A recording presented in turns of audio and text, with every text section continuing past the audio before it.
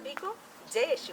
जिस प्रकार आप सभी जानते हैं कि वसंत ऋतु के आगमन से संपूर्ण वनस्पति जगत में एक अलौकिक परिवर्तन होता है। वृक्ष अपने तने से छिलके उतारकर स्वच्छ नए रूप धारण कर लेते हैं। पुरानी पत्तियां झड़ जाती हैं, पेड़ पौधे और लताएं सुंदर पुष्पों से सुसज्जित हो जाते हैं। ठीक इसी प्रकार चालीसा काल रूपी आध्यात्मिक वसंत के आगमन से हमारे जीवन में भी अलौकिक परिवर्तन होता है। प्रार्थना, त्याग, तपस्या एवं उपवास के द्वारा हम अपनी बुरी आदतों रूपी छिलके उतारकर अपनी कमजोरियों रूपी पुरानी पत्तियों को गिराकर दया, क्षमा एवं प्रेम रूपी नई कलियों से अलंकृत हो जाते हैं एवं ईश्वरीय विश्वास, प्रेम, आंतरिक शांति रूपी पुष्पों से हम सुसज्जित हो जाते हैं। जी हाँ, हमारी आज की परिचर्चा का विषय भी है पश्चाताप। और आज इस परिचर्चा में मेरे साथ भाग लेने के लिए यहाँ उपस्थित हैं आदरणीय sister Roslika CMC, Pushpalata madam, Anita Daniel madam एवं एलिजाबेथ डिसूजा मैडम। आप सभी का इस परिचर्चा में हार्दिक अभिनंदन है। आज की इस परिचर्चा में हम सुनेंगे कि पश्चाताप क्या है और इसका हमारे दैनिक जीवन में क्या महत्व है। हमारे पवित्र धर्म ग्रंथ बाइबल के अनुसार संत मार्कुस के सुसमाचार अध्याय 1 पद संख्या 15 में वचन हमसे कहता है, समय पूरा हो चुका है, ईश्वर का राज्य निकट आ गया है, पश्चाताप करो और सुसमाचार में विश्वास करो। तो मैं इस परिचर्चा को आगे बढ़ाते हुए आदरणीय सिस्टर रोसलिका से आग्रह करूंगी कि आप इस वचन के बारे में हमें विस्तारपूर्वक बताएं। समय पूरा हो चुका है, मतलब हमारे मुक्तिदाता इस दुनिया में आ गया है, इसका समय पूरा हो चुका है। इंसान जो प्रतीक्षा में बैठे थे कि जो आदम और हवा एदेन वाटिका में पाप किए थे, ईश्वर का आज्ञा का उल्लंघन किया, उसके पश्चात पाप इंसान में प्रवेश किया। पाप एक प्रकार का जहर है। ये जहर के आने से क्या होता है? मृत्यु होता है। इसी प्रकार पाप करने से हमारी आत्मा का मृत्यु होता है। तो ये आत्मा का मृत्यु से हमें बचाने के लिए यीशु मसीह दुनिया में आ गया। इसलिए यीशु मसीह अपना पब्लिक मिनिस्ट्री का शुरुआत, समय पूरा हो चुका है, पश्चाताप करो और सुसमाचार में विश्वास करो। इसका मतलब है हमारे जो पाप है, हम पाप के प्रति पश्चाताप करना है। यूहन्ना बपतिस्मा आया, यीशु के मार्ग तैयार करने के लिए आए। वह यरदन नदी में पाप का पश्चाताप का बपतिस्मा दे रहा था। वो देते हुए पाप से मुक्ति देने के लिए यीशु की ओर वह मार्गदर्शन कर रहा है। यीशु हमारे सभी पापों को प्रायश्चित करके क्रूस पर अपना जीवन न्यौछावर कर दिया था, जिसके द्वारा ही हमें पाप मुक्ति मिलता है, हमें स्वर्ग राज्य का द्वार खुल जाता है हमारे लिए। आदम और हेवा ने पाप स्वीकार नहीं किया, इसीलिए आज हम लोग सभी पापमय जीवन व्यतीत कर रहे हैं। तो हमें विशेष रूप से इस चालीसा काल में पाप स्वीकार जरूर करना चाहिए, जिससे हमारे पापों की क्षमा मिलेगी और हमें मुक्ति मिलने में आसानी होगी। संत लूकस अध्याय 5 पद संख्या 32 में, मैं धर्मियों को नहीं पापियों को पश्चाताप के लिए बचाने आया हूँ। सिस्टर जी, इस विषय में हम चर्चा करना चाहेंगे। यीशु मसीह इसलिए दुनिया में आया कि पश्चातापी पापी को ढूंढकर, धर्मियों को नहीं। यीशु मसीह पवित्र वचन में ऐसा एक उदाहरण भी बताते हैं कि एक पिता 2 पुत्र, और छोटे पुत्र ने अपना संपत्ति पूरा वसूल कर, अपने पिताजी से वसूल करके दूर देश चले जाते हैं। पिता के पास आसपास कहीं नहीं रहते हैं, दूर देश चले जाते हैं। तो वहाँ पर जाकर बेटा अपने संपत्ति दोस्तों के साथ पूरा नुकसान कर देते हैं, सत्यानाश कर देते हैं। वह एक गरीब बन गए। आखिरी में वह एक सुअर चराने वाले के पास गया और वह सुअर चराने शुरू की। वो भूखे मर रहा था, फिर भी जो सुअर जो खाता है ना, वो भी खाने के लिए नहीं मिलता। तो इसलिए उनको थोड़ा सा होश आ गया। वो सोचा कि मेरे पिताजी की कर नौकर तक कितने अच्छे से जीवन बिता रहे हैं, उनके खाने के लिए कितने अच्छे खाना मिलता है, लेकिन मैं यहाँ पर भूखा मर रहा हूँ। मैं अपने पिता के पास चले जाऊँगा और मैं पिताजी से माफ़ी मांगूंगा और बोलूँगा कि एक नौकर के समान यहाँ पर मुझे रख देना, मुझे क्षमा करना। वह जा रहा था। ये पिताजी रोज इसका रास्ता देख रहा था, कहीं मेरे बेटा आ रहा है कि नहीं। एक दिन वो दूर से अपने बेटे को पहचान ली। फटे हुए कपड़े, रुके हुए पेड़, सब होते हुए भी एक गाड़ी के समान आ रहे हैं बेटा।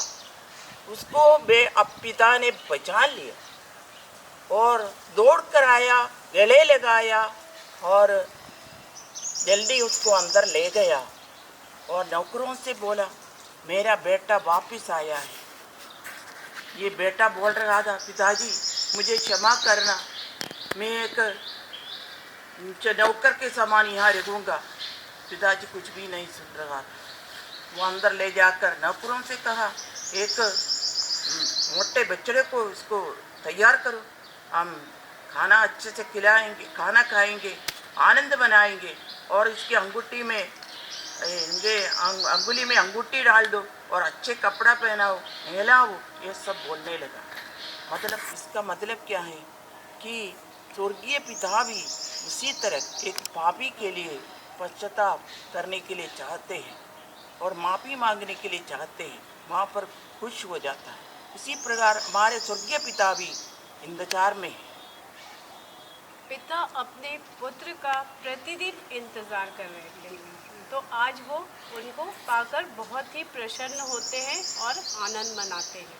यूदस जो है ना, वो यीशु मसीह को पकड़वाया था। उन्होंने पश्चाताप नहीं किया। बिना पश्चाताप से उनके मन में बहुत दुख हुआ, लेकिन पश्चाताप नहीं किया, पाप स्वीकार भी नहीं किया। वह फांसी पर चढ़ गए। लेकिन पेतरुस को देखो, पेतरुस 2-3 बार यीशु को तिरस्कार किया। तिरस्कार करने के बाद वह आंसू बगाते हुए पश्चाताप किया और पाप स्वीकार किया। उनके मन में ऐसे दुख भी था, वो पश्चाताप भी था। कि मैंने पहले से बोला है कि पश्चाताप एक प्रकार का दवाई है और पाप स्वीकार करने से हम स्वतंत्र हो जाता है। ये यूदस के विषय में हम मनन करने से यही होता है कि यूदस पश्चाताप नहीं किया। यूदस ने पश्चाताप नहीं किया, इसीलिए उसने आत्मग्लानि के कारण आत्महत्या कर ली। अगर वह पाप स्वीकार कर लेता तो ईश्वर उसे अवश्य ही क्षमा कर देते। जैसे कि आपने बताया सर जी कि जो पाप है वो मृत्यु होती है, और यदि हम पश्चाताप करते हैं तो हमारी आत्मा है वो शुद्ध हो जाती है और पश्चाताप रूपी दवाइयों को ग्रहण करके हम अपनी आत्मा को भी चंगा कर सकते हैं और आत्मग्लानि से बच सकते हैं। लूकस अध्याय 7, 15, पद संख्या 7 के अनुसार मैं तुमसे कहता हूँ, उसी प्रकार 99 धर्मियों की अपेक्षा जिन्हें पश्चाताप की आवश्यकता नहीं है, एक पश्चातापी पापी के लिए निरंतर स्वर्ग में आनंद मनाया जाएगा। यह है कि पश्चातापी पापी के लिए स्वर्ग में हमेशा आनंद मनाते हैं। यीशु मसीह एक उदाहरण पवित्र वचन में कहता है कि 100 भेड़ें हैं, उसमें एक भेड़ ऐसे पटक गया तो चरवाहा ये 99 को जंगल में छोड़कर इसको ढूंढने के लिए निकल जाता है। जब तक ना मिले तब तक उसको ढूंढता रहता है, तब मिलता है वह खुशी मनाते हैं दूसरों के साथ। उसी प्रकार है, एक पश्चातापी अगर पश्चाताप करे और पाप स्वीकार करे, स्वर्ग में बहुत आनंद मनाते हैं। इस प्रकार एक पश्चातापी पापी के आने पर स्वर्ग में आनंद मनाया जाएगा। प्रेरित चरित्र अध्याय 3 वाक्यांश 19 के अनुसार आप लोग पश्चाताप करें और ईश्वर के पास लौट जाएं ताकि आपके पाप मिट जाएं। इस वचन के अनुसार हमने पश्चाताप कर लिया और परमेश्वर से माफ़ी भी मांग ली, लेकिन हमारे विश्वास के अनुसार कैथोलिक कलीसिया हमें ये सिखाती है कि हमें एक पुरोहित के पास जाकर अपने गुनाहों से माफ़ी मांगकर पाप स्वीकार संस्कार ग्रहण करना अत्यंत ही आवश्यक है। लेकिन आज हम इसकी गंभीरता को नज़रअंदाज करते जा रहे हैं। जी हाँ सिस्टर जी, ये जानना हमारे लिए अत्यंत आवश्यक है, क्योंकि जब हम कैटेकिज्म क्लास पढ़ाते हैं तो बच्चे अक्सर हमसे ये सवाल पूछते हैं कि क्या हम डायरेक्ट प्रभु यीशु से पाप स्वीकार नहीं कर सकते, और पाप स्वीकार करने के लिए हमें पल्ली पुरोहित के ही पास क्यों जाना अनिवार्य है। तो इस विषय में आप प्रकाश डालिए सिस्टर जी। पाप स्वीकार एक संस्कार है। ऐसे आप 7 संस्कार हैं, 7 संस्कार में पाप स्वीकार भी एक संस्कार है। यीशु मसीह ने इसलिए स्थापित किया कि यह हमें सभी बंधनों से मुक्त करने का, मृत्यु से बचाने का, पाप से हमें बचाने की एक संस्कार है। ये पाप संस्कार का एक ऐसा एक प्रभाव एक उदाहरण द्वारा मैं समझाऊंगी कि एक फादर ने एक सच्ची घटनाई बताया कि फादर का अनुभव है कि एक पिता अपने बेटा और उसकी मम्मी के साथ फादर के पास आए, और ये प्रॉब्लम यह था कि बेटे डरते रहते, किसी कारणवश वो कहीं डर गए। उसके पश्चात वो हमेशा मुझे कोई मारने आ रहा है, मेरे पीछे कोई खड़ा है, देखो उधर से कोई आ रहा है, मुझे कभी मार डालेगा। मम्मी पापा को भी बोले आप भी बाहर मत जाना, तो आप बाहर जाएगा तो आपको भी मार डालेंगे, आप कोई पर नहीं जाना। तो यहाँ अभी मैं फादर के पास जब बैठा था तब भी बोलता है फादर मेरे पीछे कोई खड़े हैं मुझे मारने के लिए, तो फादर बोला कोई नहीं है। तो ये फादर देख कर के उन्होंने सोचा ये कि एक साइकोलॉजिकल प्रॉब्लम है, तो ये मेरे से नहीं होता है। इसलिए फादर ने माँ बाप से बोला कि आप ऐसा कर लेना, मैं एक एड्रेस दे दूँगा कि ये एक साइकोलॉजिस्ट डॉक्टर है, उनके पास चले जाएं। तो उसके पापा ने बोला फादर जी ऐसा मत कीजिए कि हम लोग वहाँ जाए, ये अच्छा नहीं लगता। तो फादर आप थोड़ा सा इनके लिए प्रार्थना करना, बस प्रार्थना कीजिए फादर जी। फादर जी भी ऐसा मजबूर हो गए। तो फादर जी ने सोचा वो उनके पास एक मध्यस्थ प्रार्थना ग्रुप है, उस ग्रुप से फादर ने कहा कि इनके लिए थोड़ा सा प्रार्थना करें, हम क्या करें। तो 15 मिनट के बाद में एक आदमी आकर के बोला, जो प्रार्थना कर रहा था, उन्होंने आकर फादर से बोला कि फादर जी इनसे बोलो पाप स्वीकार करना, पश्चाताप के साथ पाप स्वीकार करना और एक पवित्र मिस्सा में भी भाग लेना। फादर ने सोचा इसमें क्या मतलब है, इससे कुछ होगा नहीं। फादर को इतना विश्वास नहीं आया। फिर भी फादर बोला ऐसा कर लेना, आप पाप स्वीकार करना और पवित्र मिसा में भाग लेना है। तो वो लोग तैयार हो गया, हम अभी पश्चाताप करके और पाप स्वीकार करने के लिए हम तैयार हैं। तो फादर बोले आज नहीं करना, कल ही आ जाना आप, मैं आपको पाप स्वीकार कैसे करना मैं थोड़ा तैयार करवा देंगे आपको, आप ऐसा फिर कल आ जाइए। तो उनको थोड़ा सा तैयार करवा करके फादर ने उनको भेजा। फादर सोचा अभी कल नहीं आएंगे, मेरा ये ख़त्म हो गया होगा कहानी। लेकिन वो दूसरा दिन आ गया, इतना पश्चाताप के साथ वो जोर से पाप स्वीकार करने लगा, वो आवाज़ से। तो फादर बोला थोड़ा धीरे से बोलना क्योंकि सब लोग सुन रहा है। तो फादर ने पापा ने बोला, पापा ने कहा कि फादर जी मैं हमारे पाप के वजह से मेरा बेटा इतना सहन कर रहा है, तो हम जोर से बोलने के लिए भी तैयार हैं।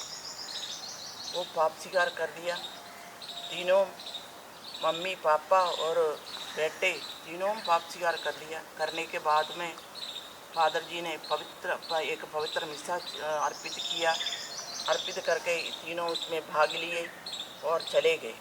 फादर जी सोचा कहानी ख़त्म हो गया, अब तो कुछ भी होने दो।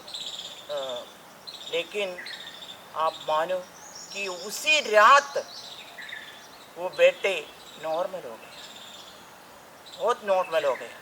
वो दूसरा दिन खबर आया फादर जी के पास, फादर जी आपको बहुत धन्यवाद, मेरे बेटा अच्छा हो गया, भला चंगा हो गया। तो ये घर में जब पाप स्वीकार करते हैं वो घर का पूरे बंधनों से मुक्त हो जाता है। ये पाप स्वीकार का यही है, ये पाप स्वीकार एक संस्कार है, इसके द्वारा कृपाएं हमारे घर में बहते रहते हैं। तो इसलिए पाप स्वीकार करना बहुत जरूरी है। सिस्टर के बताए इस अनुभव के द्वारा हमें यह पता चला कि माता पिता के द्वारा पाप स्वीकार संस्कार ग्रहण करने से भी हमें कई प्रकार के बंधनों से छुटकारा मिलता है और हम कई प्रकार के पापों से मुक्त हो जाते हैं और हमें चंगाई प्राप्त हो जाती है। पश्चातापी